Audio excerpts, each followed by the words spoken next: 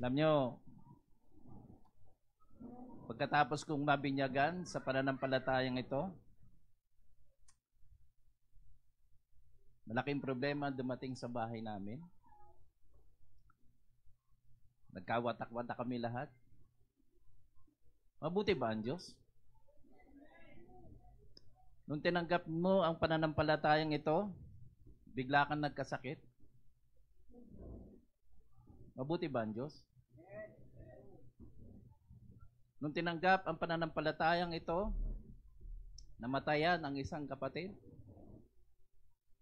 Mabuti ba ang Diyos? Paunti ng paunti nag-i-amen, ano? Nahalata ko eh. Diba? Nung tinanggap ang pananampalataya, nawala ng trabaho. Mabuti ba ang Diyos?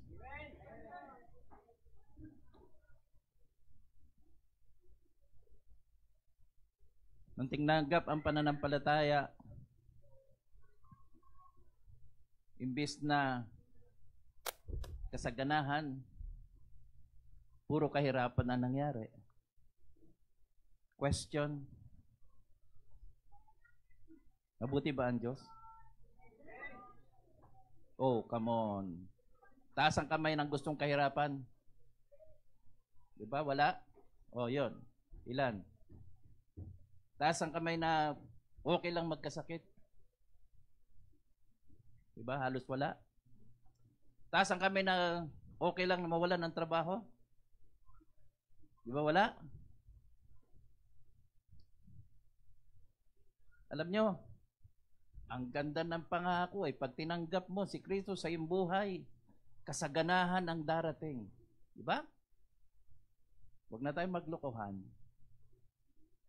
Sapagkat iba ang mararanasan mo.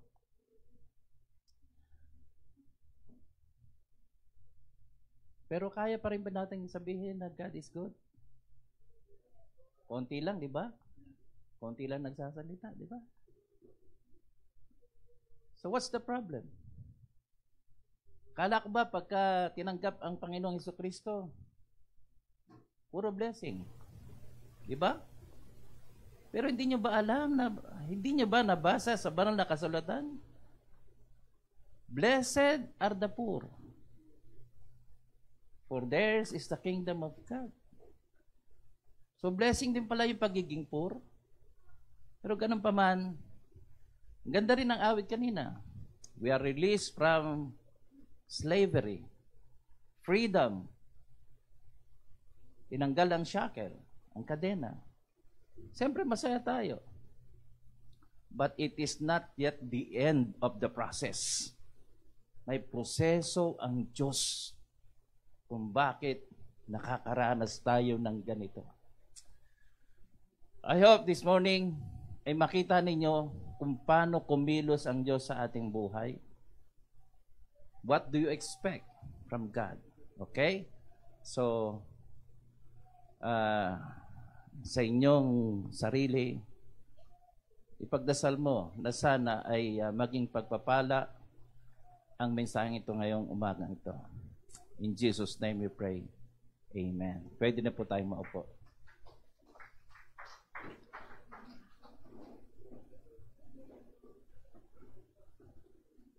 The pathway to deliverance. Growth through persecution and suffering. Alam niyo ba na ang persecution and suffering will help us grow in our relationship with God. Bakit kaya? Ang sabi dito sa Exodus chapter 13, verse 17 and 18, when Pharaoh let the people go, God did not lead them on the road through the Philistine country, though that was shorter. Nang palayain ni Pharaoh ang mga Israelita, hindi hinayaan ng Diyos na dumaan sila sa daan ng Philistine country, bagamat mas maikli ito papunta sa Promised Land. Bakit? Ano sabi ng Diyos? For God said, if they face war, kapag nakaharap sila at nakatagpo ng digmaan, they might change their minds and return to Egypt. So dinaan sila ng Diyos sa isang mahirap na kalsada para kung dumating man ang pagdirigma sa harap nila, hindi na sila makakaatras. Diyos mismo ang nagsasara ng backdoor. Kasi kapag pinabayaan niyang open ng backdoor, maraming aatras sa atin. So God led the people around by the desert road toward the Red Sea. The Israelites went up out of Egypt armed for battle. So, ginawa ng Diyos para hindi na makaatras ang bayang Israel pabalik sa Egypt. Ginawa siya ng paraan na nilagay sila o dinala sila sa isang daan na kung saan mahirap na salang bumalik. Okay. Alam niyo yung kabutihan ng Diyos dito? Kapag niligtas ka ng Diyos, gagawa rin siya ng paraan para huwag ka nang bumalik sa masama. That is the good thing with God. Now, next slide, please. Sometimes our needed growth is achieved better by suffering and adversity than by comfort and tranquility. Sabi ito ni Dallings Oak, sabi niya, kuminsan, ang ating paglago ay natatamo lang natin, na-achieve lang natin na mas maganda sa magitan ng sufferings at mga adversity o mga kaaway kaysa sa comfort. Pero lahat tayo nag-aasam ng comfort, di ba? Walang gusto dito sa atin na magkaroon ng problema. You see? Next slide. Kasi alam ng Diyos kapag nagkaroon ka ng comfort. Sinabihan niya si Moses, and the Lord said unto Moses, behold, thou shalt sleep with thy fathers. Moses, mamamatay kang kasama ng iyong mga magulang, and these people, itong mga taong ito, will rise up and go a-warring after gods of the strangers of the land. Alam mo, Moses, pagkatapos ng iyong panunguna sa kanila, itong bayang Israel na to, tatalikod to sa akin, at sila ay sasamba sa ibang Diyos-Diyosan, whether they go to be among them and will forsake me, iiwan ako, and break my covenant which I have made with them. Sa palagay nyo, hindi tayo kilala ng Diyos? Katulad noon na pinakain ni Jesus ang 5,000 ng mga tao, siyempre nakakain sila, and then hinanap nila si Christ para maging hari. Bakit nila hinanap si Christ para maging hari? Kasi napakain sila. Kaya nung sabi ni Christ sa kanila, gusto niyo ako maging hari sapagkat dahil lamang sa pagkain? Hanapin ninyo ang pagkain hindi nasisira. Kaya may mga, kuminsan, bakit yung iba nananatili sa church natin? Dahil posibleng may pakinabang. Paano pa wala ng pakinabang? At nag-offer yung iba na mas magandang pakinabang, siyempre ililipat yung iba doon. Katulad na nangyari sa amin nung ako'y Seventh-day Adventist pa, nangangaro kami sa kabundukan ng Mascap, marami nagpabaptize, dahil nagbigay kami ng regalo ng mga sardinas. The following week, nawala na sa amin dahil lumipat na ibang relihiyon, dahil may regalong imbis na sardinas, karne norte naman. So lumilipat ng relihiyon, lumilipat ng pananampalataya, hindi dahil kay Kristo, kundi dahil sa pagkain. Tandaan natin, si Adan at Eva ay bumagsak dahil lang sa pagkain na pinagbabawal ng Diyos. See? Kaya sabi ng Diyos kay Moses, alam mo, itong mga taong ito, tatalikod ito pagdating ng araw. Okay? And then next slide, please.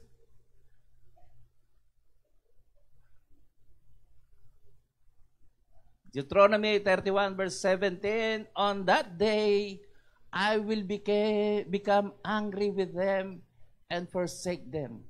Sa araw na tumalikod sila sa akin, iiwan ko sila. Magagalit ako sa kanila. I will hide my face from them. Itatago ang aking mukha sa kanila and they will be destroyed. Wawasakin sila. Many disasters and difficulties. Maraming bagay na masisira sila, wawasakin sila, na mga disasters at mga kahirapan will come upon them, and on that day, sa araw na yon, they will ask, have not these disasters come upon us because our God is not with us? Sabi nila, hindi kaya nangyayari ito sa atin dahil ang Diyos natin ay wala na sa atin. Nararamdaman niyo ba yung presensya ng Diyos sa araw na to? Doon sa mga may sugat sa ngayon, nararamdaman niyo ba ang presensya ng Diyos? Halos wala naman. Kasi feeling nila, kapag tinanggap na nila ang Panginoon, puro kasarapan sa buhay. Kaya yung mga may sugat ngayon, yung mga may problema ngayon, hindi nyo na-feel yung Diyos, di ba? Pero doon sa mga walang problema, feel nila nandito ang Diyos. Tama ba? Yung magagaan lang ang problema, ang feeling nila nandito ang Diyos. Pero yung mabibigat ang problema, parang wala ang Diyos. Pero sasabihin ko sa inyo, yung presensya ng Diyos nandyan pag lalong may problema ka.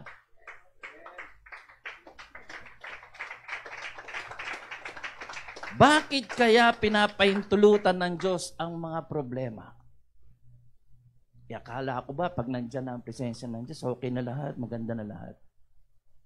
Alam nyo, sa Diyos maganda yung ganyang ginagawa, pero hindi mo lang matanggap yung ginagawa ng Diyos. Diba? Kasi you are expecting something sa Diyos na different ang approach ng Diyos. Iniisip mo itong gagawin ng Diyos, pero bakit ito ang nangyayari? Tama ba? Kasi we are trying to move God in our own ways. Pinipilit nating kumilos ang Diyos sa magitan ng ating kagustuhan. But God should move the people by His way. Hindi pwedeng masunod yung gusto mo kasi alam ng Diyos kung saan ka papunta pag sinunod niya yung gusto mo.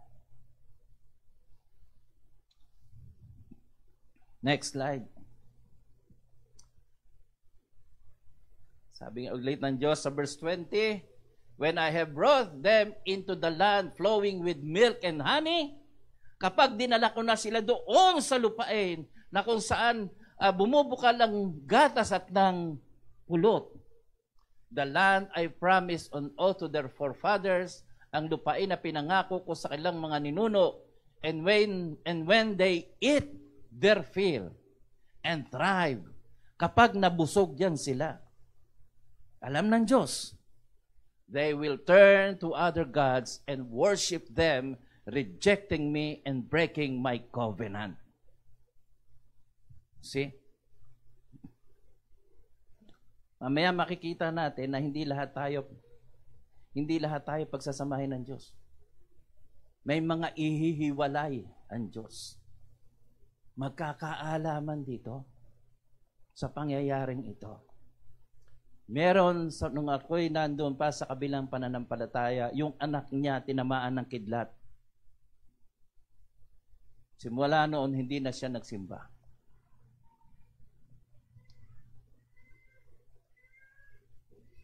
Nung siya ay, meron din na simula nung siya ay may mga taong sabi niya, maglilingkod lang ako sa Diyos kapag mayaman na ako.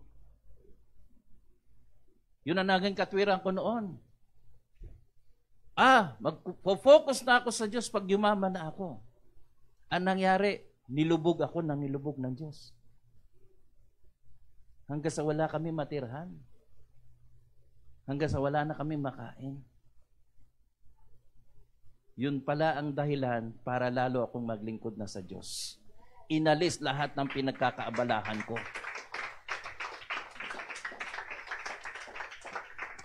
Next slide. Deuteronomy chapter 8, 11 to 14. Take care lest you forget the Lord your God, sabi ni Moses. Mag-ingat kayo, baka kalimutan ninyo ang Panginoong Diyos sa magitan ng hindi pagsunod sa kanyang mga kautusan at kanyang mga palutuntunan na which I command you today, na sinasabi ko sa inyo sa ngayon.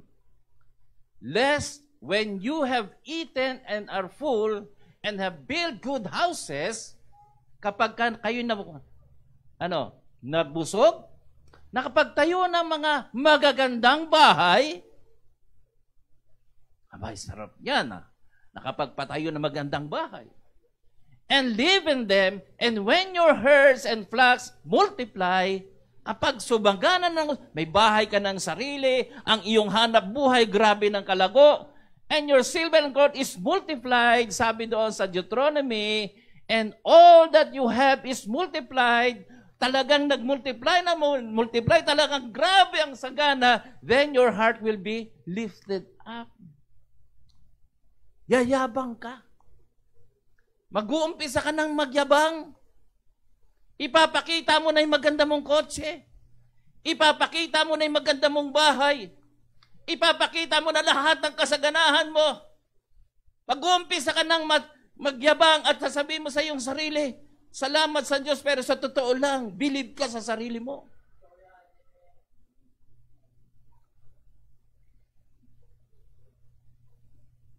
And you forget the Lord your God who brought you out of the land of Egypt, out of the house of slavery.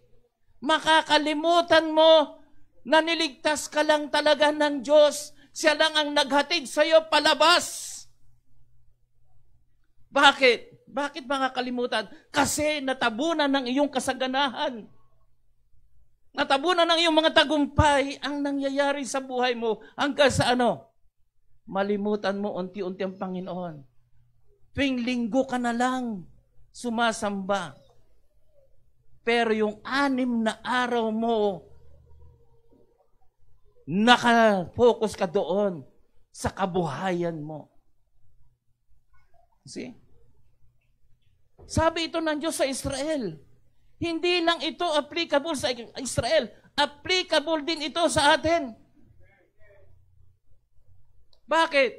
Marami akong nakitang pastor. You see, to tell you frankly, huwag masasaktan ng ating kalooban, but this is reality. Bakit? Yung the most wanted pastor sa buong Pilipinas in church history, sa kasaysayan ng buong Pilipinas, merong isang naging wanted na pastor na matagal hinanap. Pero sino siya? Hindi ko nasasabihin ng pangalan.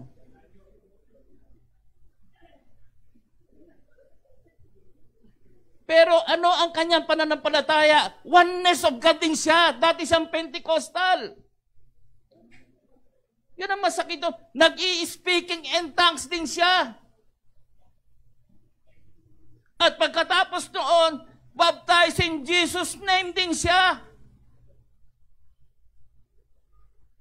Pero nung sumugana ang kanyang buhay, ano sabi niya? Ako na ang Kristo. Ako na ang anak ng Diyos. Ang inyong kaligtasan nakadepende sa aking pirma.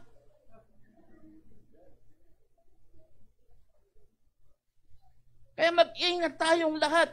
Ang pangit na tatak yun na itanim sa isip ng mga tao na isang oneness, isang Jesus name baptize, nag-i-speaking in tongues. And yet, nung dumating ang kasaganahan, eto na, totoo ang sinabi ng Panginoon.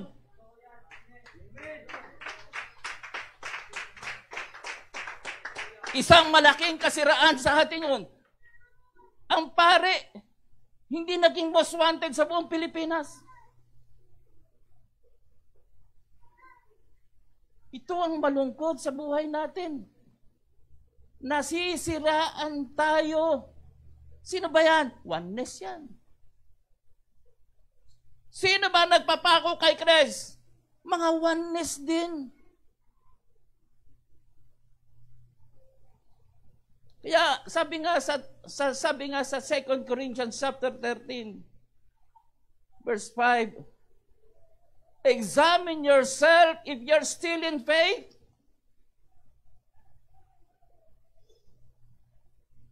Test yourself if you're still in faith.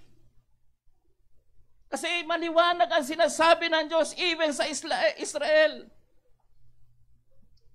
Pag yan ay yumaman, wala nang kailangan sa mundo dahil nasa Kanya lahat. They will going to forget me. At kukunin pa niya yung trono na yon. Imbis na kay Christ ang trono na yon, sasabihin niya, nasa akin ang trono na yon at ako magliligtas sa inyo. Kaya kung tutuusin, kinuha niya ang papel ni Christ sa kaligtasan. See? Pero hindi kaya yung iba sa ating unti-unti na rin pumapasok doon sa kalagayan na yun.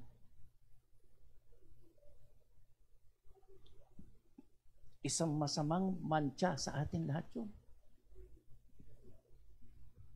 Next slide. Yan. Kapag komportable na, sino hindi nakaupo ng ganyang kasarap? Diba? Sino hindi nangarap ng ganyang maupo, makasarap? In the midst of comfort, there is a danger of forgetting God.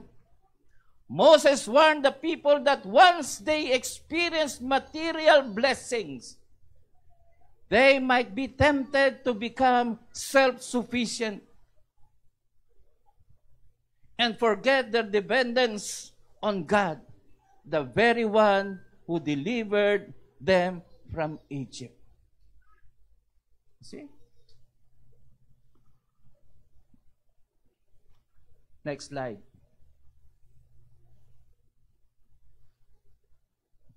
In Exodus chapter 1, verse 6 to 7.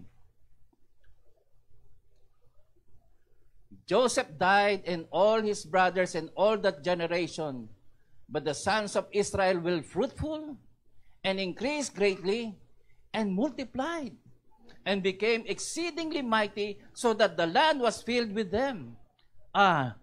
Alam niyo bakit si Joseph, nadala niya sa Egypt yung kanyang mga kapatid at kanyang magulang? Dahil kay Joseph, yumaman ang Pharaoh ng Egypt. Bakit? Nagkaroon ng tagutom sa buong mundo na naginip ang Pharaoh at nakakulong si Joseph at ang sabi ng isang katiwala, merong isang nakakulong. Siya lang ang marunong mag-interpret ng panaginip.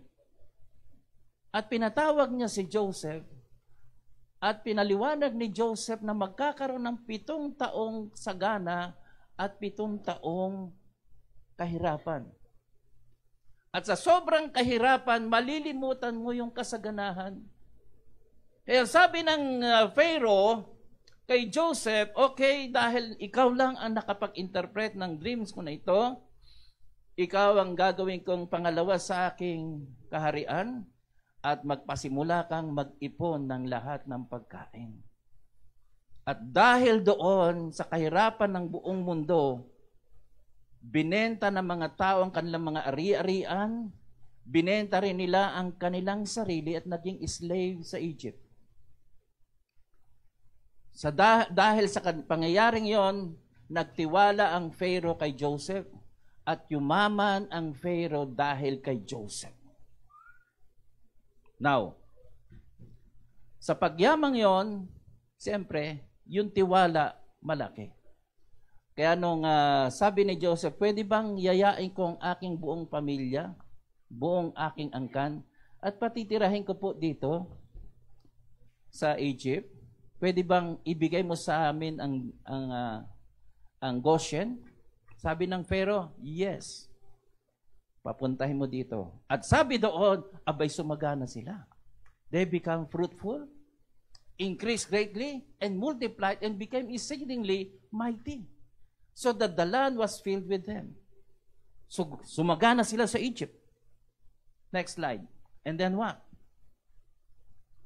Pero sabi sa Acts 7, 17 and 18, but as the time of the promise drew near, nung malapit na dumating ang panahon na kung saan aalisin na sila sa Egypt, which God had granted to Abraham, the people increased and multiplied in Egypt until there arose over Egypt another king who did not know Joseph. So lumaki sila, sumagana sila, dumami sila, hanggang yung Pharaoh na nakakilala kay Joseph namatay, at merong dumating na Pharaoh na hindi kilala si Joseph. Yon. Ang sabi doon, kasi malapit na yung araw na kung saan nangako ang Diyos kay Abraham. Ano ang pangako ng Diyos kay Abraham? Next slide, please. Okay, so sabi doon, Exodus chapter 2, during that long period, the king of Egypt died. The Israelites groaned in their slavery and cried out, and their cry for help because of their slavery went up to God. Nagdasal ba sila dyan? Do you think they pray to God? Hindi. Bakit? For 400 years, God was not communicating with them. For 400 years doon sa slavery nila, wala silang alam tungkol sa Diyos. So, umuungol lang sila sa hirap. Kaya sabi dito, the Israelites groaned in their slavery and cried out. Umiiyak sila. And their cry for help because of their slavery went up to God. Nung naghihirap sila, hindi pa rin nila kilala ang Diyos because 400 years na hindi nakikipag-usap ang Diyos sa kanila. Pero nakikita ng Diyos, naririnig ng Diyos yung kanilang mga ungol, yung kanilang groaning, yung kanilang hinagpis, nakikita yun ng Diyos at nakakarating lahat yun sa Diyos. Bakit nakakarating sa Diyos? Sapagkat meron silang sumpaan ni Abraham. Yung iba sa atin, matagal nang umiiyak. Pero bakit ka dinala dito ng Diyos? Kasi nung una hindi mo siya kilala, pero naririnig ng Diyos ang iyak mo. Naririnig ng Diyos ang hinagpis mo. Hindi ka lang nagdadasal. Kasi hindi mo alam kung paano magdasal. Hindi mo nga alam ang Diyos na sasambahin mo. Basta sinasabing mo lang, Diyos ko, tulungan mo ako. Pero sino yung Diyos na hinahanap mo? Pero nakikita ng Diyos ang paghihirap mo. Hindi natutulog ang Diyos.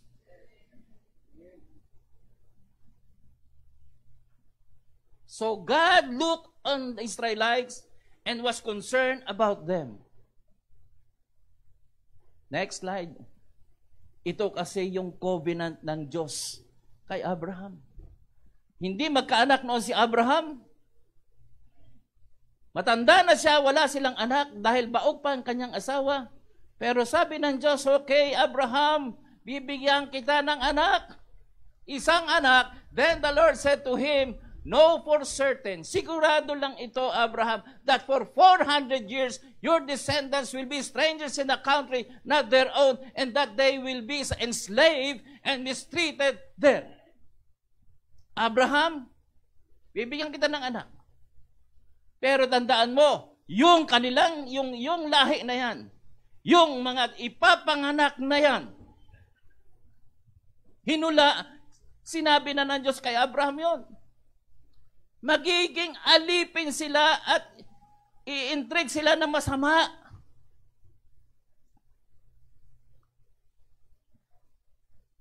See?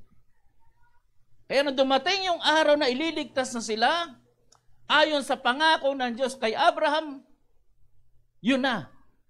Pinabayaan mo na ng Diyos na dumami sila, mag-multiply sila. Pero sa loob ng 400 taon, hindi nila kilala ang Diyos.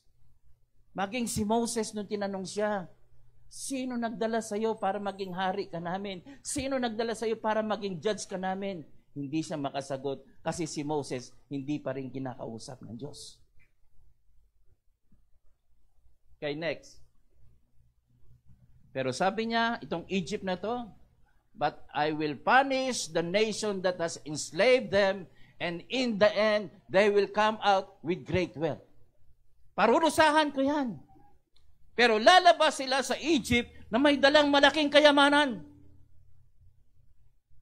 Okay? Di ba masarap yon? Sino sa inyo dito gusto yumaman? Oh, parang. Huwag na tayo magkunwarian. Ako gusto ko yumaman. Sino gusto ditong yumaman? Okay. Ewan ko lang. Baka yung iba nga sa inyo, tumataya pa ng loto, yumaman lang eh. Okay? Palihim lang eh. Diba? Wala akong masasabi dyan kung tumaya kayo sa loto. Okay, next. Eto na. But remember, doon sa Egypt, God is what? Execute judgment. God deals with Israel's enemy. Ang ginawa ng Diyos, okay, ang gagawin ko, yung problema na yan, palalayasin ko yan. Yung problema na yan, tatalunin ko yan. Yung problema na yan, aalisin ko yan. Yung problema na sumasagabal sa'yo, gagawan ko ng hindi maganda. So, ang dealing muna ng Diyos sa Egypt, hindi yung Israel. Ang dealing niya muna doon sa humahadlang sa'yo. Doon sa humahadlang ng kalayaan mo. Okay, next slide. Kaya nangyari, that day the Lord saved Israel from the hand of Egyptians, and Israel saw the Egyptians dead on the shore. Nung araw na yon na sila'y kinuha na ng Diyos, inilabas na sa Egypt, at ang sabi doon, nakita ng mga Israelites, yung mga Egyptians patay. Talo lahat. Next slide. And when the Israelites saw the great power of the Lord's display, nung nakita nila yung grabing kapangyarihan ng Diyos, na ginawa niya laban sa Egyptians, the people feared the Lord. Nagumpisang matakot ang mga Israelita sa Diyos and put their trust in Him and Moses, His servant. Nagkaroon sila ng takot dahil sa nakita lang milagro ng Diyos. Sino sa inyo nakaranas ng mga milagro ng Diyos? Amen. Di ba? Lahat tayo. Di ba? Kaya nga tayo sumama. Kaya tayo nagpabaptize. Kaya tayo ay tumalikod na dahil nakita natin ang milagro ng Diyos. Okay. Pero wag muna tayo pumalakpak sapagkat may problema pa sa inyo.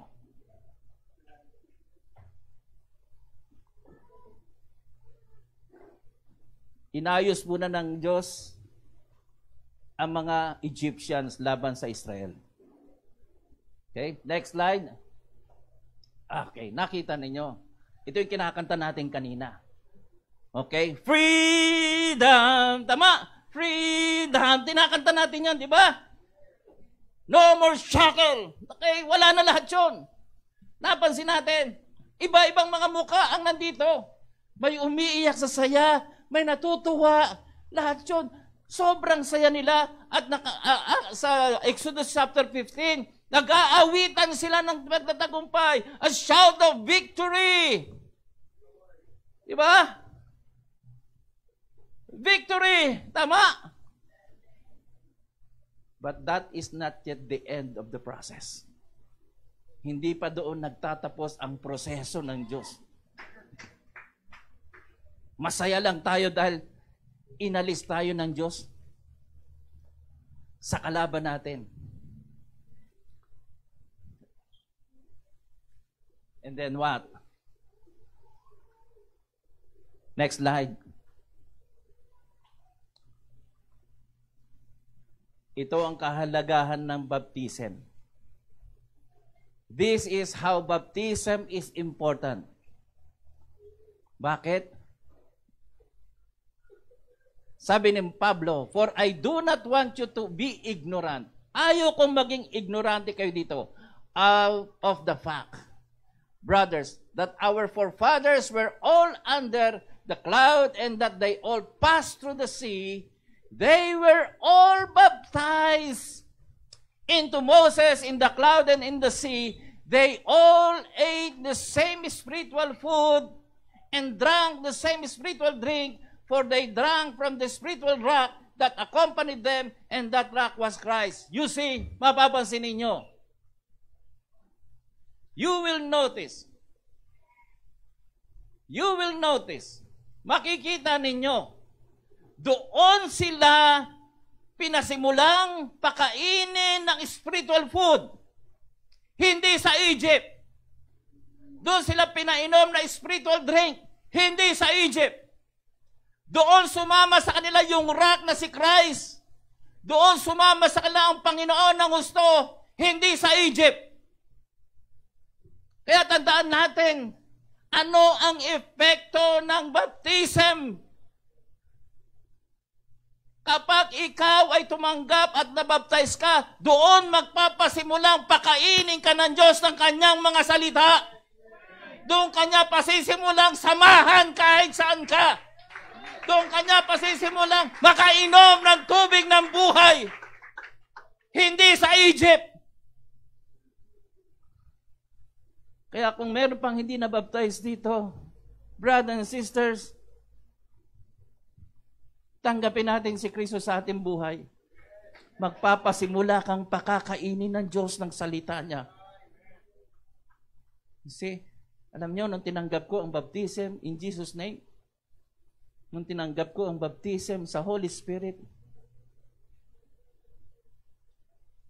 kapag ako'y nakausap na ibang sekta ng relihiyon, nakikita nilang iba yung lalim na sinasabi ko. Hindi nung ako'y isa pang Seventh-day Adventist.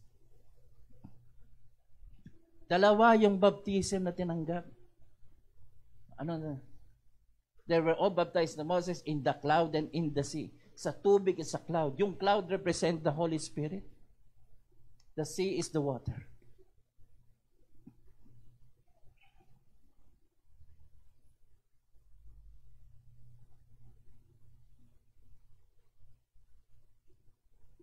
Now, pagdating sa wilderness, okay, dito na magbabawasan. Ito ang masakit. Sa Egypt, sige, lahat ng gusto sumama, sama sa baptism. Lahat ng gusto sumama, sama sa akin. Ang daming sumama. Kasi na tinitingnan palagi yung milk and honey. Yun. Ang problema, pagdating sa wilderness, doon naglabasan yung mga tunay na kulay. Bakit? Walang tubig! Walang pagkain! Moses, ano bang ginawa mo?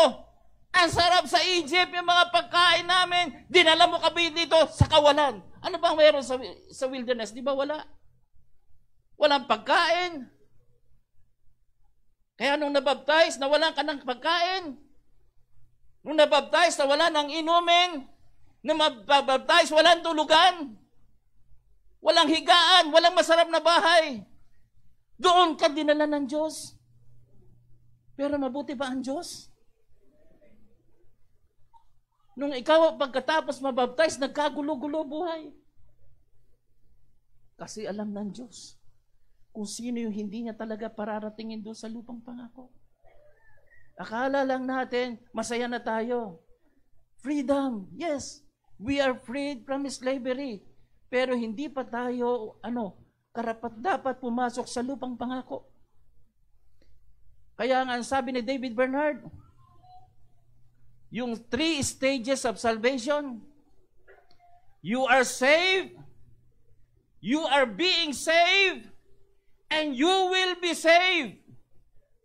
Yes, you are saved by the blood of Christ. In the wilderness, you are being saved. Pero wala pa yung nakapasok na tayo sa rapture. Hindi natin alam kung sino may iwan. Kaya hanggat wala pa yung rapture, hanggat wala pa tayo sa langit, huwag kang pakisiguradong kasama ka. Baka hindi ikakasama. Kaya examine yourself if you're still in faith. Kaya sabi na, the wilderness is the purging ground for the rebels. Bakit? Doon naglabasan yung mga rebelde. Doon naglabasan yung mga reklamador. Doon naglabasan yung mga totoong sumama lang dahil lang sa pagkain. Doon sumama dahil alam nila nahihiga sa masarap.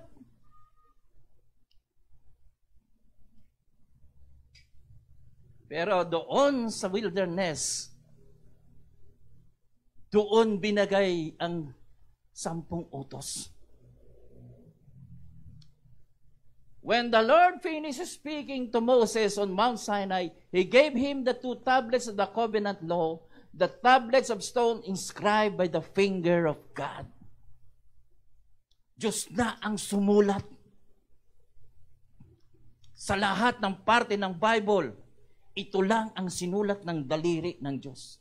Hindi niya binigay ito sa Egypt. At sa New Covenant, ang sabi ng Diyos, simula ngayon, hindi ko na isusulat ang aking kautusan sa bato. Isusulat ko na ang aking kautusan sa inyong mga puso. Doon na magpapasimula na ikaw ay sinusulatan ng Diyos. At ang sumusulat sa puso mo, hindi ako, hindi kung sino man. Ang sumusulat ngayon sa puso mo, mismong daliri ng Diyos sumusulat sa puso mo. Bakit? Kasi ang wilderness, yun naman ang gagawin ng Diyos sa buhay mo. Sa Egypt, hindi ka binago ng Diyos. Inalis lang lahat ng kaaway. Pero sa wilderness, may mga bagay na aalisin sa iyo ang Diyos. At doon siya magpapakilala kung anong ayaw ko. See? Parang isang lalaking nanliligaw. Okay. Habang nililigawan, hindi siya muna nagsasabing, ayaw ko nito ha. Nanliligaw ka pa lang, nagbabawal ka na. Diba? Sino ka ba? Diba? Pero nung sinagot na, naging mag-girlfriend na, maging mag-boyfriend na, sasabihin ng lalaki, ayaw ko ng ganito ha. Ayaw ko ng ganito. You see? Eto, nandito ngayon. Nung simama na sila sa Panginoon Diyos, doon na nagpasimula na kung ano yung bawal at hindi. See? Nakita niyo yung sistema ng Diyos. Kaya hindi pa nagtatapos doon sa pinakawalan na tayo. Freedom na tayo. Pero may meron pang babaguhin sa ugali mo. May aayusin pa yan. See? At doon niya gagawin yun sa wilderness.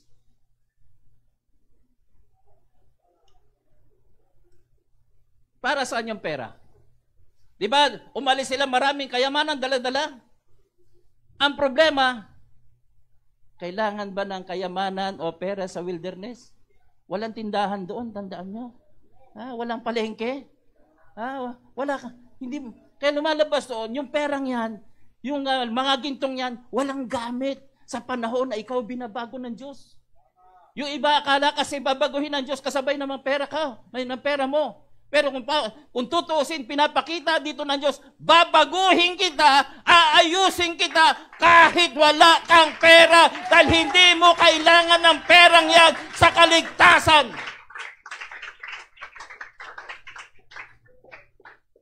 Jose Lito, swerte ka, wala kang pera.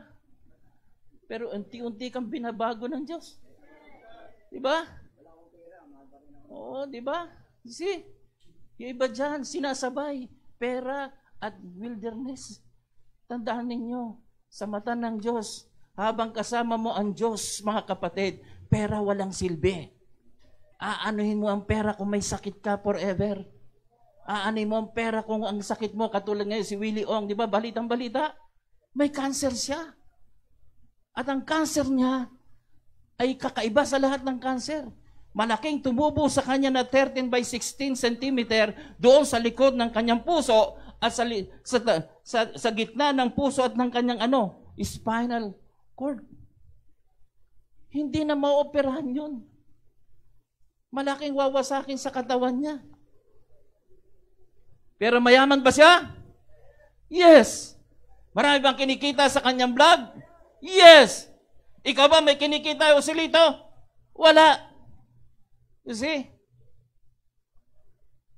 Pero saan ka umaasa? Sa Diyos. Siya umaasa sa pera.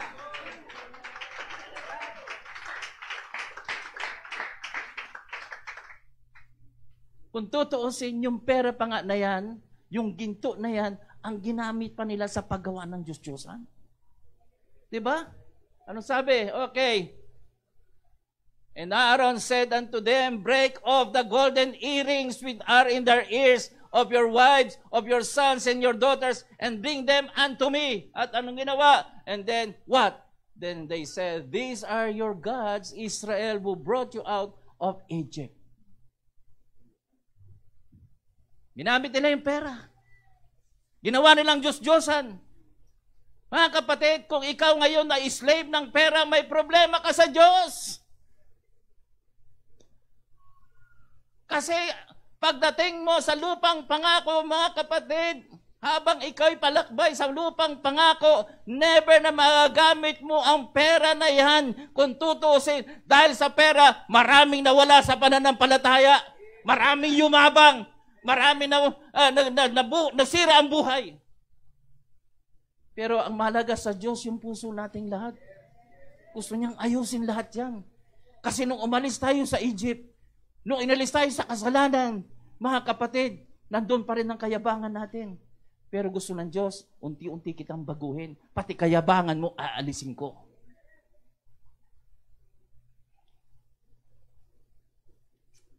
Kaya sa galit ng Diyos, bumaba si Moses, dala yung 10 utos. Ang sabi niya, who is on the Lord's side, let him come unto me.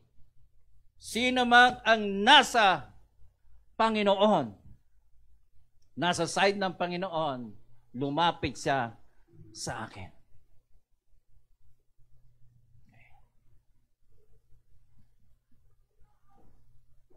Alam niyo nangyari doon? Nung gumawa sila ng Diyos-Diyosan, ilan ang pinatay?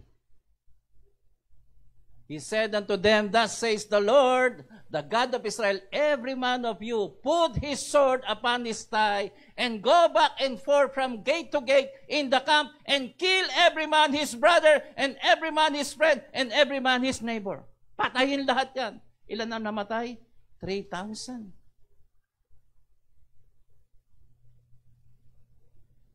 Hindi sila nakarating sa lupang pangako. Doon pa lang sa wilderness, inihiwalay na sila.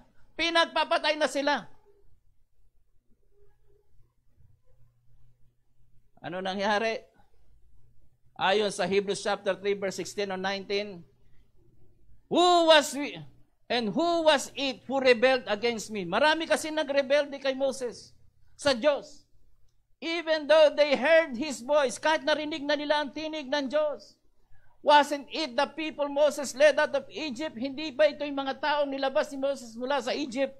And who made God angry for 40 years? Sino ang nagpagalit sa Diyos sa 40 years na yon? Sino? Wasn't it the people who sinned Hindi ba ito yung mga taong nagkasala? Whose corpses lay in the wilderness? Yung bangkay nila nandoon sa wilderness.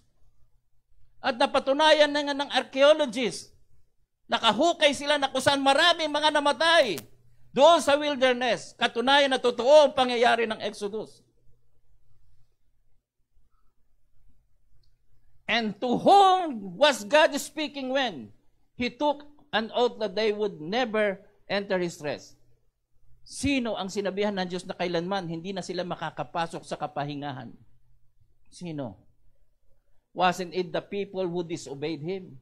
So we see that because of their unbelief, they were not able to enter His rest. See? Alam niyo mga kapatid, meron dito, I don't know who you are, kahit nagsisimba pa, pero hanggang ngayon, iba takbo ng isip. Sana hindi ikaw yon. Hanggang ngayon, parang hindi makaranas ng kapahingahan.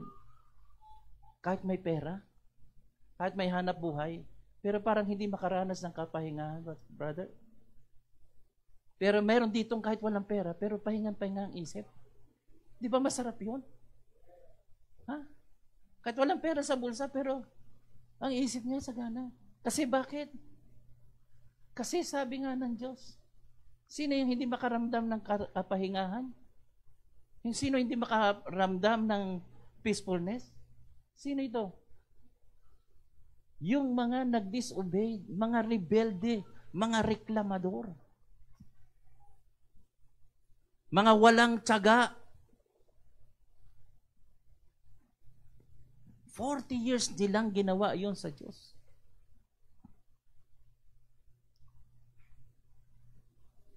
Ganun din, ang sabi. Ha? Tandaan natin to. Children, it is the last hour, and just as you heard that Antichrist is coming, even now, many Antichrists have appeared. From this, we know that it is the last hour. Panahon pa nila ng mga alagad, buhay pa sila. Ano sabi ni Juan? Sa ngayon, nandito na yung Antichrist. At itong Antichrist na to, huwag tayong maghintay sa isang tao, may babakot na isang tao. Hanggat merong kumakalaban sa Diyos, it remains to be the Antichrist. Kahit ikaw na nagsisimba, pero hindi ka sumusunod sa Diyos, you remain to also to be the Antichrist. Lahat ng hindi sumasang-ayon sa salita ng Diyos, lahat tayo ng mga ganon, Antichrist ka pa rin. So kamisan naghihintay tayo, siguro yung Papa sa Roma, siguro, hindi mo naisip, ikaw rin pala. You see? Kaya sabi ni Juan, kung tutuusin, darating ang Antichrist. Pero kung tutuusin, ngayon na marami ng Antichrist. Kaya sabi niya kay Peter, get thee behind me, Satan. For you do not think of the things of God. You think always of the things of man.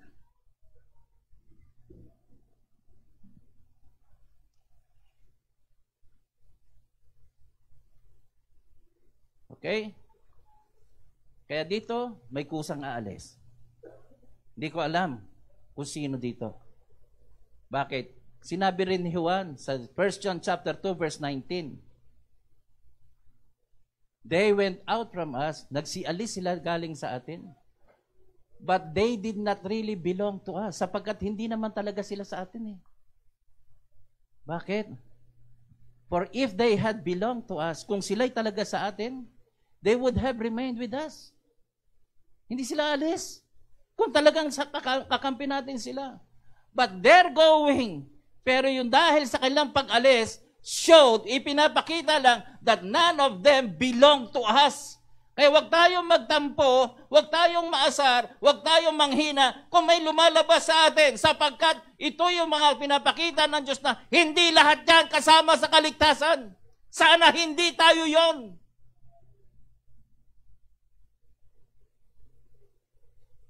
Doon nagkaalaman sa wilderness. Sa Egypt, hindi nagkaalaman. Bakit? Ang dinil mo na ng Diyos yung kaaway. Pero pagdating sa wilderness, dito magkakaalaman. Sino ba talaga sa Panginoon?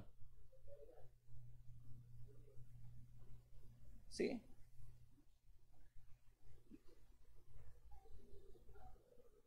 Again, kung yung iba ay lalabas ng kusa, meron naman palalabasin ng angels. Remember the parable? The parable of the dragnet? Again, the kingdom of heaven is like a dragnet that was cast into the sea para isa siyang lambat, and gathered some of every kind, nakahuli ng iba't ibang klaseng isda, which when it was full, nung punong-puno na, they drew to the shore, and they sat down and gathered the good into the vessels, but threw the bad way away. Tinapon. Sino yun to? So it will be at the end of the age. So, ito'y mangyayari sa huling panahon. The angels will come forth, separate the wicked from among the just, and cast them into the furnace of fire. There will be wailing and gnashing of teeth. Sino yung angels ito? Naghihintay ba tayo na papasok dito na may pakpak? Hindi. Ang angel sa Greek is angelos. Pwedeng, literal na angel or mga messengers of God. Pwedeng mga mensahero ng Diyos na nagsasalita ng salita ng Diyos. Yung iba natitisod. Yung iba ayaw. Yung iba lumalabas na. Bakit? Kasi si pastor nangaral ng masakit. Ayaw ko na dyan.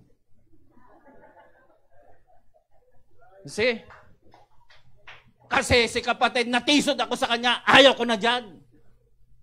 Kung tutuusin, pinapadala ng Diyos yun para unti-unti kang lumabas. Masakit man ang sinasalita ko sa inyo mga kapatid.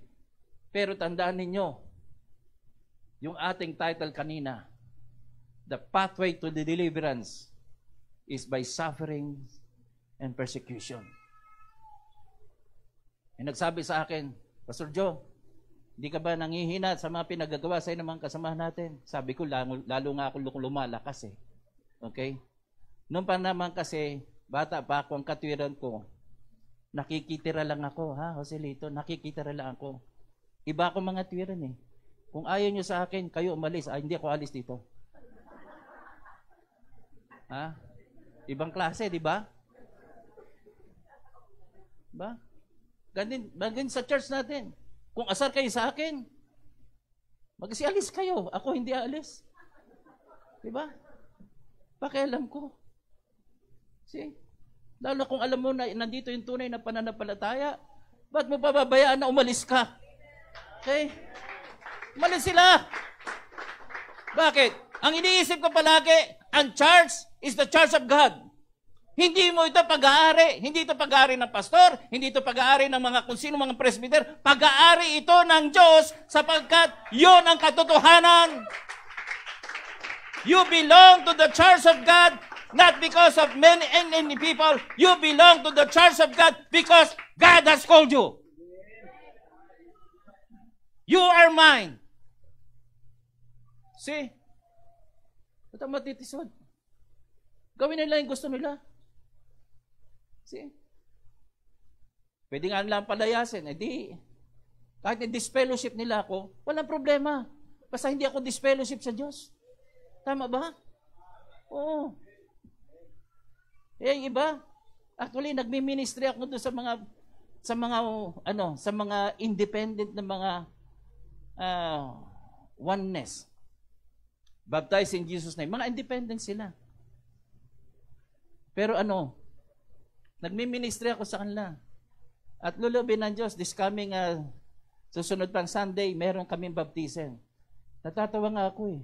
Ang nababaptize ko, hindi dito sa loob eh. Ang nababaptize ko, mga tagalabas. See? Pero they have the same belief. Nag-speaking tongues sila. They also believe in Jesus' name baptism. Okay? And they also believe in spirit. Yung tinatawag na speaking in tongues. Ang mahalaga doon, hindi naman yung organization. Ang mahalaga doon, you belong to the God wherever you are. Kasi sabi ng Panginoon, may iba pa akong mga tupa sa ibang mga kawan. So, hindi mo pwedeng sabihin, kami lang yun. Maging si Elijah, sabi niya? Ako na lang nag-iisa, Panginoon. Sabi ng Diyos, hindi. Meron pa akong 7,000. Hindi mo lang sila kilala kung nasaan sila. See?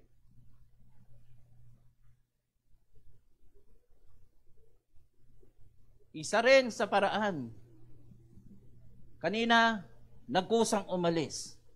Pangalawa, pinaalis ng mga missionaries, pinaalis ng mga preachers, pinaalis ng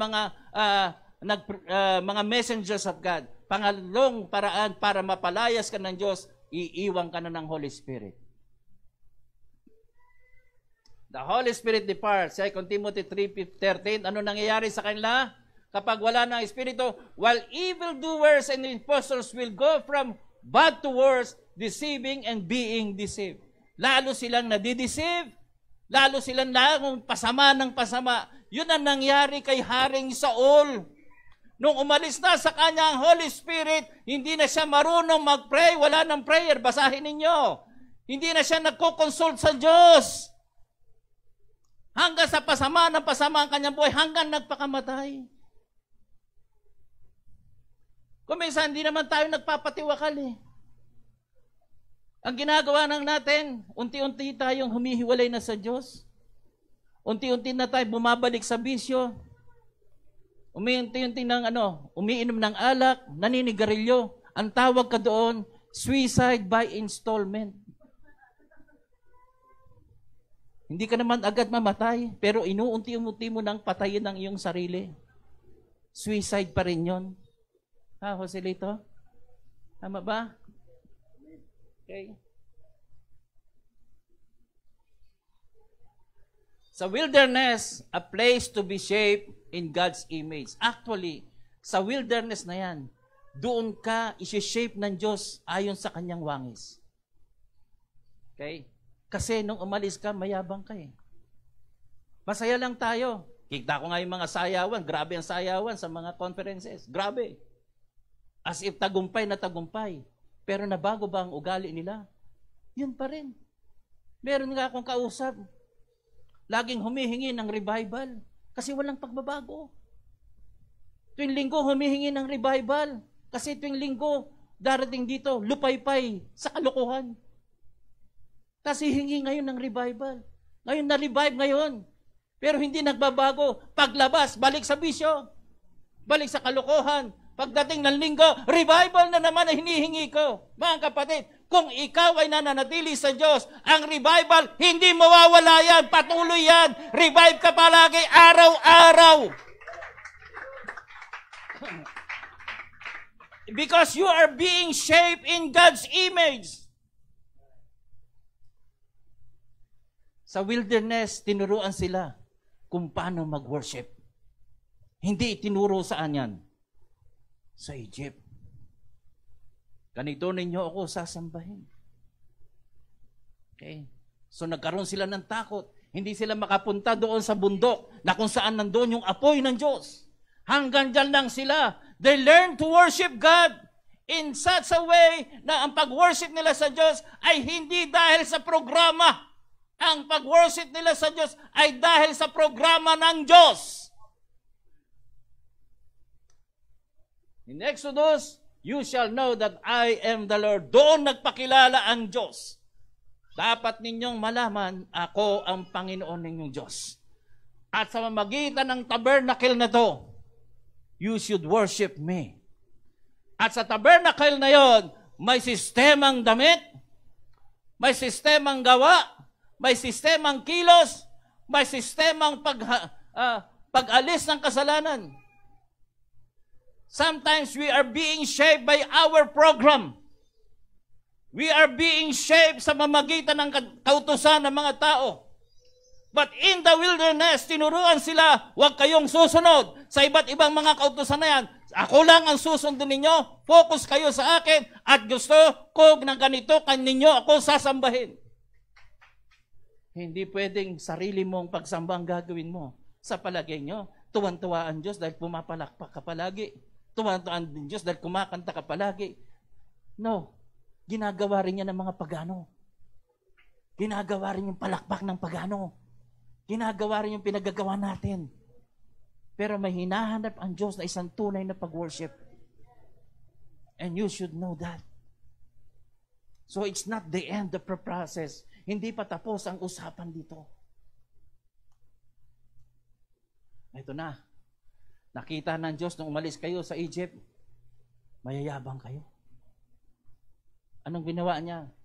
Remember how the Lord your God led you all the way in the wilderness these 40 years to humble you.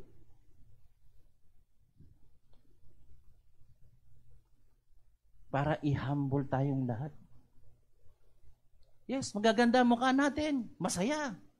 Freedom. No more shackle. Pero there is something in our hearts na dapat ayusin ng Diyos. To humble you and test you in order to know what was in your heart. Gustong malaman ng Diyos. Bagamat alam naman ng Diyos, pero gusto niyang makita na totoo ang kanyang hinala sa iyo. Na ikasakang mapagkunwari. Whether or not you would keep His commandments. Kaya niya binibigay ang pagsubok.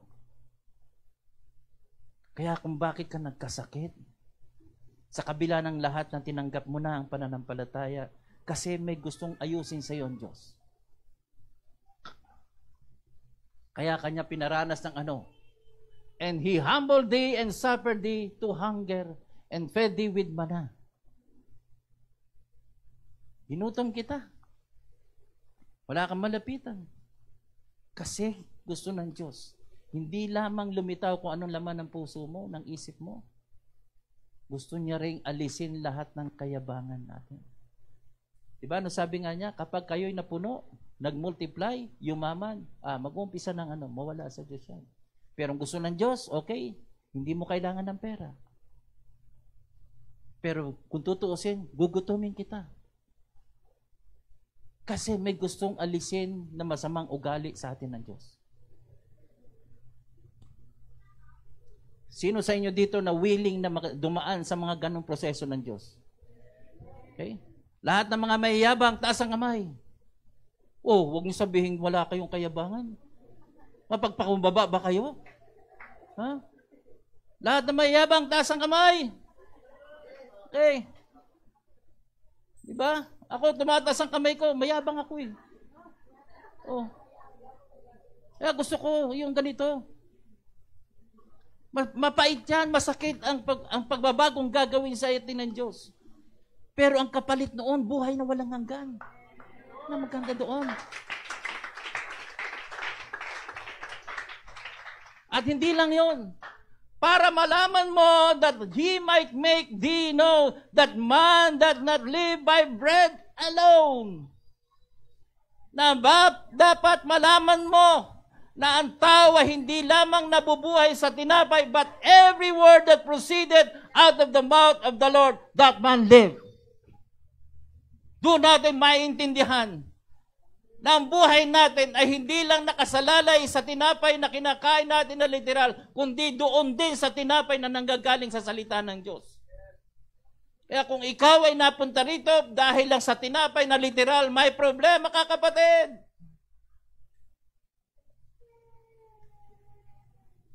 Now, ito na. Kaya sabi, okay, dapat bang malungkot pag may problema? Dapat bang malungkot kung ikaw ay nagugutuman? Dapat bang malungkot kapag kayo may sakit? Dapat bang malungkot kapag ikaw ay namatayan? Lalo na kung tao ka ng Diyos, tandaan natin, kung ang masama, namamatayan. Namamatayan din tayo. Tama ba? Kung ang masama, nagugutuman din tayo. Tama? Kung ang masama ay binabagyo, nauundoy din tayo. Pero anong kaibahan ng dalawa? Sa masama, kapag nangyari ang mga kapahamakan, tapos na siya. Pero tayo, dahil hawak tayo ng Diyos, makaranas naman tayo ng iba't ibang klaseng mga pagsubok sa buhay. Bagyo man yan, kamatayan man yan, gutom man yan. Kung hindi tayo nawawala ng pag-asa sapagkat ang mga problemang ito ay laging meron tayong niluluhuran, meron tayong Diyos na sinasamba na siyang magbibigay sa lakas sa ating lahat. Kaya sabi, count it all joy, my brothers. When you meet trials of various kinds, kapag ikay nakaranas ng iba't ibang pagsubok, for you know that the testing of your faith, tinetest ng Diyos ang faith mo. Baka hanggang bibig lang. Tinetest ng Diyos ang faith mo para sa produces steadfastness, para matuto kang magtiis, perseverance. At itong perseverance na ito and steadfastness have its full effect that you may be perfect and complete, lacking in nothing. Dapat ka bang malungkot? Hindi. Kung tutuusin, sa mga pagsubok na ito, tinuturuan ka unti-unti ng Diyos kung paano ang tunay na pagtitiis. Sapagkat nung ikaw ay nilabas doon sa kapahamakan, ikaw ay nilabas na hindi pa marunong magtiis. Sapagkat binabago ka ng Diyos. Matuto kang magtiis. Kung walang pagsubok, walang pinagtitiisan. Paano sasabihin mo sa Diyos, Lord, nagtiis ako. Paano ka nagtiis? Wala kang pagsubok.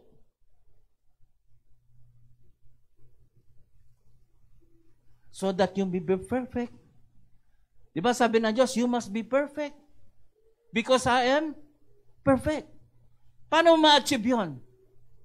Sa pagsubok. Diba?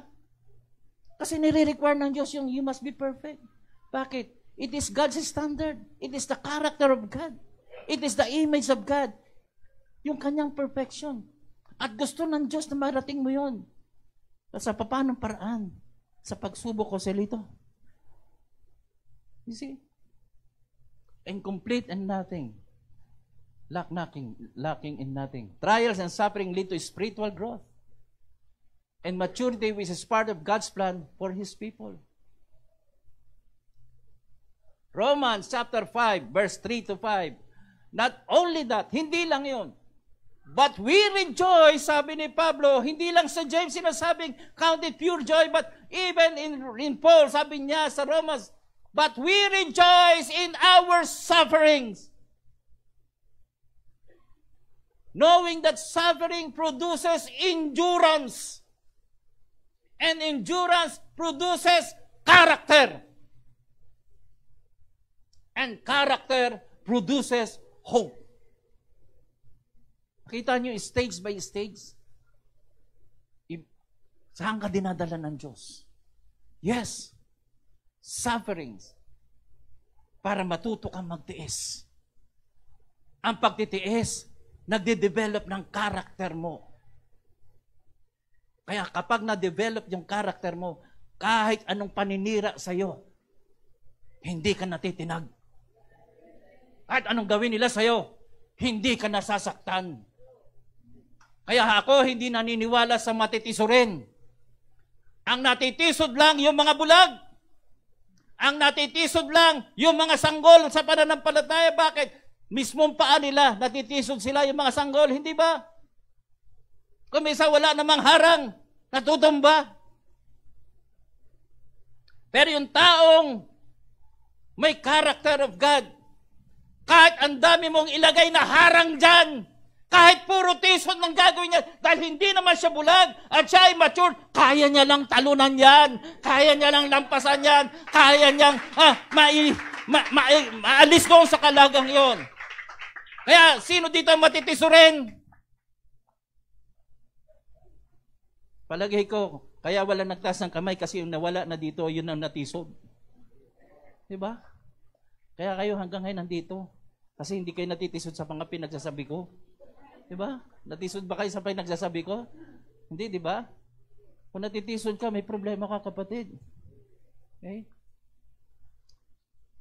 Produces character, and character produces hope. Lagi kang may pag-asa. Suffering siya, may pag-asa. Sakit man yan, may pag-asa. And hope does not put us to shame. Because God's love has been poured into our hearts through the Holy Spirit who has been given to us. See? 1 Peter chapter 1, 6 to 7. In this you rejoice. Again, inuulit-ulit lagi yung rejoice. Though not now for a little while, if necessary, you have been grieved by various trials. Naghihirap ka, nagdurusa ka dahil sa iba't ibang mga trials, so that the tested genuineness of your faith, more precious than gold that perishes, though it is tested by fire, may be found to result in praise and glory and honor at the revelation of Jesus Christ. You see, after na ikaw ay masubukan, napatunayang ginto, napatunayang subok, napatunayang refined, ano magiging bunga na yon? Yung awit natin kanina na we are praising God. We are glorifying God. We give honor to God. Ang ganda ng awit kanina, kanina yung huling inawit kanina, ang ganda noon mga kapatid. Masisigaw lang natin, Lord, salamat. Nung ako ay may junk shop pa, sinunog mo yon. Nasunog talaga yung junk shop ko. Nung una, masama loob ko sa Diyos. Nung una, masakit sa akin yon. But eventually, nung hindi ako bumibitaw sa Diyos, bandang huli, nagpapasalamat ako sa Diyos sapagkat inalis niya ako doon sa Iskopa. Inalis niya ako doon sa lugar na kung saan maraming magnanakaw. Kasi, minsan, akala natin pangit. Pero sa totoo lang, it's a good thing for us to suffer until such day na mag-glorify na natin ang ating Diyos. Sino mang hindi nakaranas nito, mahina ang glory ng binibigay ninyo sa Diyos. Mahina ang papuri. Pero sa lahat nakaranas ng pagsubok at nalampasan niya lahat yun, mga kapatid, makikita mo, ibang klaseng pumuri sa Diyos yan. Hindi na yan inuutusan. Hindi na yan sinasabihan. Kusang gagawin niya yan because he had experienced the power of God in his life. Sabi ganon, suffering refines faith. Like fire refines gold. Preparing believers for ultimate deliverance and glory of Christ's coming. Though many tribulations, we must enter the kingdom of God. Bakit? Kasi kinakailangang ayos ka na before you can enter the kingdom of God. Sufferings and persecution are inevitable. Hindi maiiwasan ang ibig sabihin ng inevitable. On the path of God's ultimate deliverance and the fulfillment of His kingdom. Hebrews 12:11, for the moment, all discipline seems what? Painful. Parang masakit. Rather than pleasant. But later, it yields a peaceful fruit of righteousness to those who have been trained by it. Suffering serves as a form of discipline that in the end brings forth righteousness and growth, aligning believers with God's will. Okay? So, ito, sunod-sunod ito, tungkol sa problema. Huwag kayong matakot sa problema. Inaayos lang ng Diyos ang inyong buhay. Okay? Romans 13. Kapag ikaw ay nagtsatsaga, kapag hindi ka humihiwalay sa Diyos, ano sabi ni Pablo? And do this, knowing the time, that now it is high time to awake out of sleep. Panahon na para magising ka mula sa pagkatulog. For now our salvation is nearer than when we first believed. Sa araw-araw na paggising natin, isang araw na papalapit tayo doon sa araw ng kaligtasan. Kaya huwag kang pipigil, huwag kang manghihina. Kasi mahirap yung kung kailan yung almost finish line na bigla kang umurong. Tandaan natin, araw-araw, panibagong buhay. Araw-araw, panibagong pagsubok. Pero araw-araw, palapit ang liwanag. Kapag lumalalim na ang gabi, ano ibig sabihin? Kapag sobrang lalim na ng gabi, ano ibig sabihin? Malapit na ang pagsikat ng araw. Kaya kung lalong tumitindi ang pagsubok, lalong tumitindi ang tinatawag na problema, tandaan ninyo, ang kaligtasan ay malapit na. Kaya sa bawat araw na ginagawa sa atin ng Diyos, palapit ka ng palapit doon. That night is far spent, the day is at hand. Therefore, let us cast off the works of darkness and let us put on the armor of light. Bakit? Bakit kinakailangan magkaroon ka ng kahit na maliit na liwanag? Ano ba ang nagpapatingkad sa liwanag?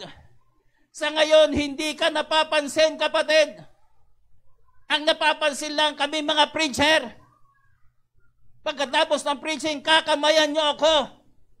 Pero hindi natin alam, baka dumating ang araw, isa ako sa mawala sa pananampalataya at yung katabi mo na hindi mo pinapansin, nandun pala sa kanya ang kahit na maliit na ilaw, pero dahil sa dilim na matindi, nakikita mong hindi siya umaalis, lalong tumitingkad ang kanyang liwanag.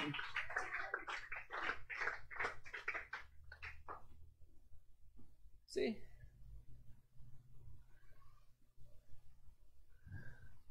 Kaya itong maganda sa lahat. Pwede bang may background music tayo, kapatid? Doon sa huling inawit kanina. Okay. Ano ba yung inawit kanina? Yung How Great is Our God?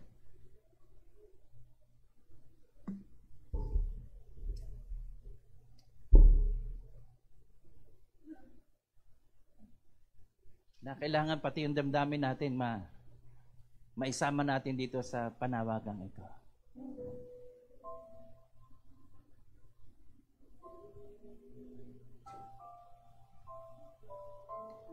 Kaya sabi rito, in the time of my favor, I heard you. And in the day of salvation, I help you.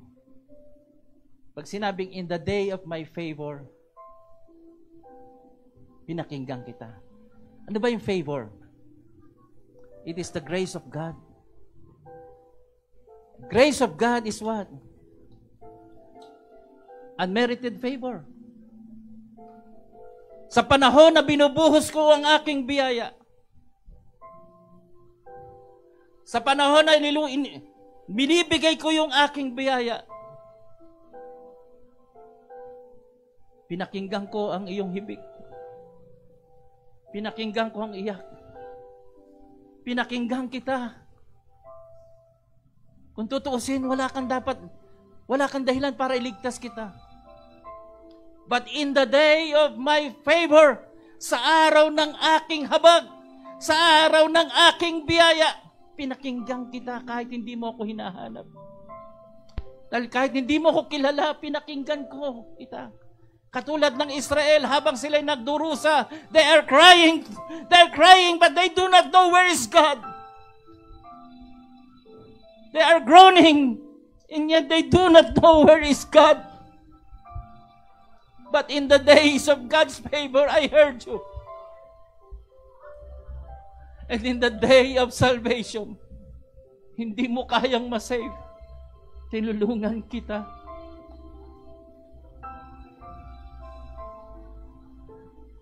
Kaya ka nandito, kapatid, hindi dahil sa ikaw ay naganap sa akin. Hinanap kita, bumaba ako, just to seek you, just to seek the lost son of Israel. You do not ask for me, but I remember you because I have my covenant with Abraham. I have covenant with Jesus Christ. Kaya nung ako'y magligtas, isinama kita. I help you.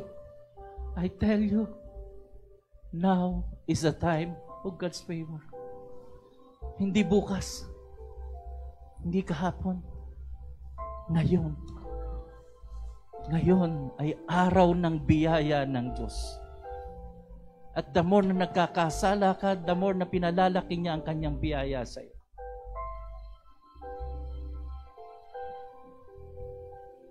Alam ng Diyos kung gaano kakalaking kasalanan mo. But sabi nga ganun, ibinibigay niya ang biyaya niya sa iyo. Now is the day of your salvation.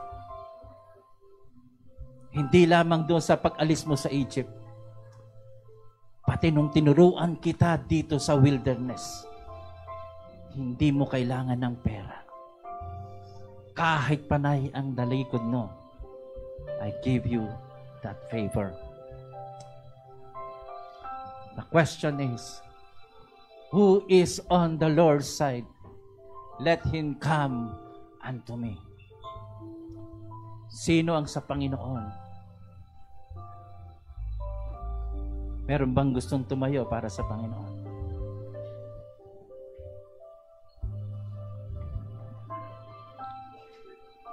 Alam niyo ang ating Panginoon, wag nating isipin na ang Panginoon nating Jesus ay hindi nagdanas. Huwag niyo sabihin na, Diyos yan hindi yan nagdanas. Sasabihin ko sa inyo,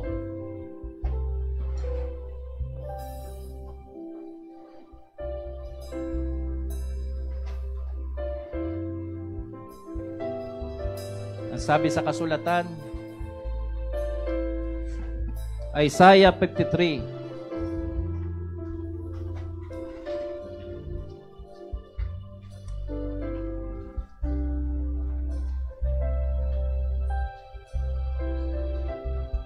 Isaiah chapter 53, who has believed our message? Sinong naniwala sa aming mensahe? And to whom has the arm of the Lord has been revealed? He grew up before him like a tender shoot, and like a root out of the dry ground. He was despised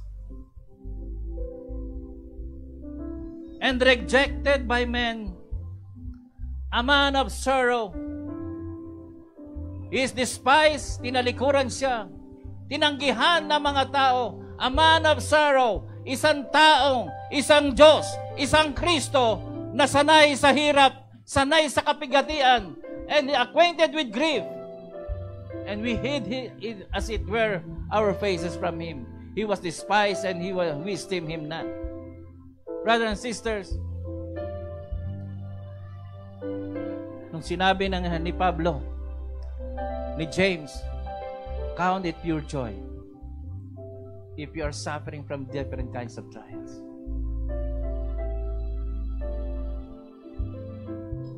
Masaya ba kayo, kapatid, sa mga pinagdadaanan nyo? Ikaw maaaring may sugat ka ngayon. Maaaring may pinagdadaanan ka ngayon. Tandaan mo, hindi sa kapahamakan mo yan. Tandaan mo, sa ikabubuti mo yan.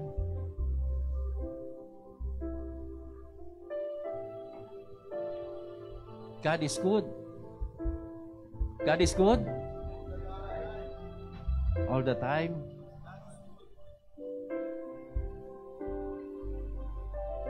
God is great.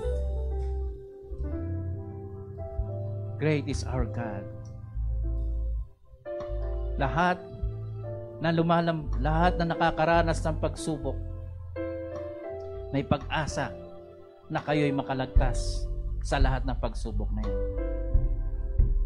It's only for you to praise God. We say hallelujah to the Lord. Come on, church. Say hallelujah to the Lord. Lord, we praise you for the sufferings we have today. Natutuwa kami, Lord. Masaya kami sapagkat kami nakakaranas ng iba't pagsubok. Lord, dahil sa pagsubok na ito, na-develop ang aming karakter. Dahil sa pagsubok na ito, Lord, nabago mo kami. Naalis ang lahat ng aming kayabangan. Naalis ang lahat ng aming pagmamalaki. Naalis ang aming tuon sa pera. Naalis ang tuon namin sa bagay ng sanlibutan. We focus on you, Lord, and we worship you in that way. Come on, church.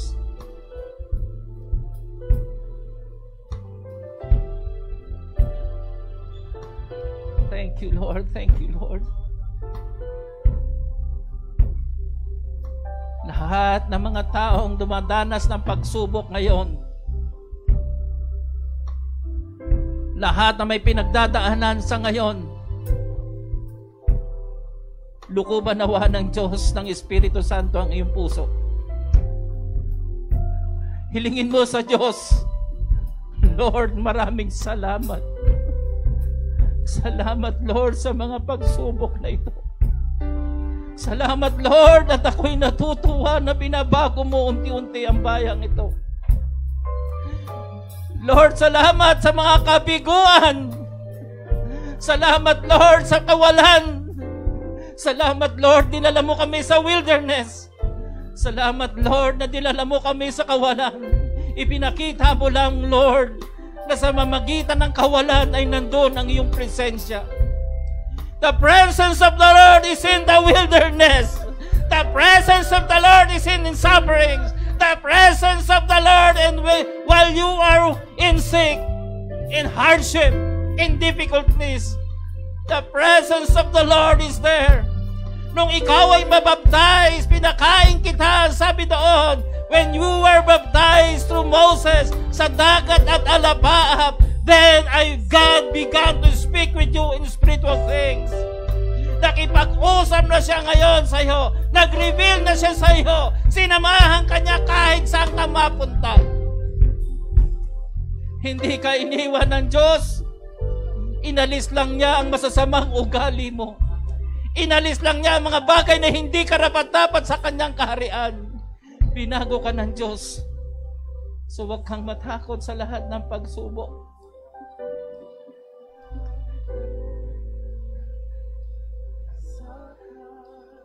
Yes. Lahat ng mga taong nakakaranas, hinahayaan ng Diyos na ikaw ay lumago. Kuminsan ang paglago mo, tinitingnan lang nila sa punong kahoy na umaangat. Pero yung pag-angat ng punong kahoy na ito, makikita mo parang ang ganda. Pero saan nanggaling yung paglago ng punong kahoy? Nandoon sa ugat na lumalaban sa matigas na bato, lumalaban doon sa matigas na lupa, palalim siya ng palalim. Siya ang nakipaglaban doon sa ilalim habang ikaw ay lumalago ng lumalago. Yes, nakikipagpunyagi kang parang isang ugat. Nakikipaglaban kang parang isang ugat na lumalaban ka sa tigas ng putik na ito, sa tigas ng ground na ito. Pero hindi mo nakikita sa paglalim mo ng iyong ugat, unti-unting lumalago, lumalaki ang iyong halaman, nagkakabunga, lumalaki hanggang sumagal na, pero hindi nila nakikita. They do not know. They have not seen the root, lahat ng ugat ng iyong pinanggagalingan na sustansya mo. Ang dugat na yon ay sa ating Panginoon. That is the presence of God. Yun ang proseso ng Diyos. Hindi lamang pinalaya ka sa kamay ng dyablo. Hindi lamang pinalaya ka sa kamay ng kahirapan. Kundi pinadaan ka sa lugar na kung saan babaguhin ka ng Diyos. Aayusin ka ng Diyos. Thank you, Lord, for the suffering.